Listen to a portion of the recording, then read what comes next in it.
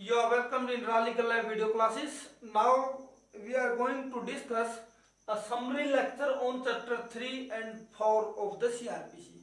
देखिए हमने ये श्रृंखला जो समरी लेक्चर्स की है वो इसलिए शुरू की है ताकि हम आपको बता सकें कि what is the importance of these chapters, कि जब जैसे ही हमारे चैप्टर्स की सेक्शन वाइज डिस्कशन कंप्लीट हो तो उसके बाद हम आपको बता सकें कि इस चैप्टर्स की इम्पोर्टेंस क्या है, इस चैप्टर्स को आप कैसे पढ़ें और कैसे प्रावधानों को आप याद रख सकते हैं।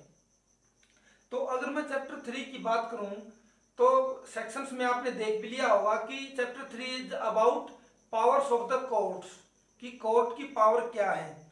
और इस चैप्टर में आपको बताया गया है कि चैप्टर में जो सेशंस जजेस की chief judicial magistrate first class, assistant session जजेस, एडिशनल सेशन जजेस की जो सेंटेंसिंग की जो पावर्स हैं उनकी बात की गई है। देखिए, if I am to see from the examination point of view तो मैं कह सकता हूं कि ये बड़ा जरूरी है और आपके लिए ये जानना भी इसलिए भी जरूरी है ताकि जब आप कोर्ट में अपीयर होते हैं तो आप ये पता कर सकें कि क्या कोई जुडिशियल मैजिस्ट्रेट फर्स्ट क्लास या chief judicial magistrate death penalty की कोई पुनिशमेंट दे सकता है। किसी कल्प्रिट को, किसी ऑफेंडर को फांसी की सजा कोई चीफ जुडिशियल मैजिस्ट्रेट भी सुना सकता है। तो इस रूप में चैप्टर 3 के जो प्रावधान है वो बहुत इंपॉर्टेंट है। इसके लिए जरूरी है कि आप एक समरी चार्ट बनाकर भी इन प्रावधानों को आप याद कर सकते हैं। वैसे अगर 2-3 बार इन प्रावधानों को पढ़ा जाए तो वैसे भी याद रह जाते हैं। तो इसलिए आपको चैप्टर 3 के जो प्रोविजंस हैं वो छोड़ने इसलिए नहीं है क्योंकि इसके बगैर आप सेंटेंसिंग जो पावर है मैजिस्ट्रेट्स की या जजेस की, उसको पूरी सीआरपीसी में जिसका बार बार जिक्र होगा उसको आप समझ नहीं पाएंगे, पहचान नहीं पाएंगे कि ये बात लिखी कहाँ गई है। तो इसके लिए आपके पास चैप्टर 3 है, आप इसके प्रावधानों को या हमने जो आप या कहीं से भी आपको जो लेक्चर मिलते हैं या बुक्स है वहां से आप इन प्रावधानों को पढ़ें। नाउ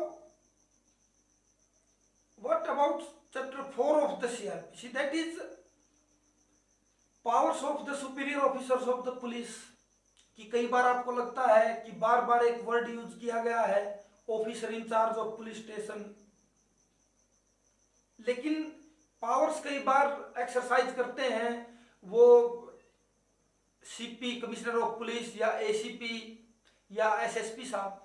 तो ऐसा इसलिए है क्योंकि चैप्टर 4 में यह बात कही गई है कि जो powers officer incharge of police exercise कर सकता है उस एरिया में वही पावर्स इससे ऊपर officer incharge of police station से ऊपर के जो अधिकारी हैं वो भी एक्सरसाइज कर सकते हैं। तो ये इस तरह की तमाम बातें आप चैप्टर 4 को पढ़ने के बाद ही पता कर सकते हैं। सेकंड जो पार्ट है चैप्टर 4 का, that is aid to the police and the magistrate. कई बार आपको लगता है कि पुलिस ने जो आपसे मदद मांगी है वो नाजायज है।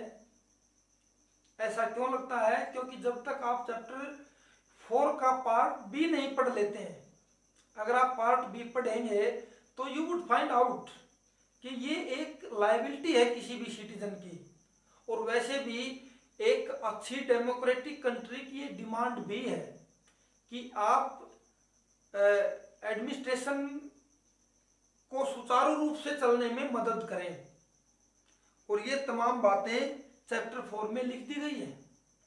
तो इसलिए स्टूडेंट्स के लिए बड़ा जरूरी है। और वैसे भी एग्जामिनेशन पॉइंट ऑफ व्यू की अगर मैं बात करूं तो कई बार मेंस या प्रीलिमिनरी एग्जाम में चैप्टर 3 और चैप्टर 4 से क्वेश्चन पूछे जा रहे हैं।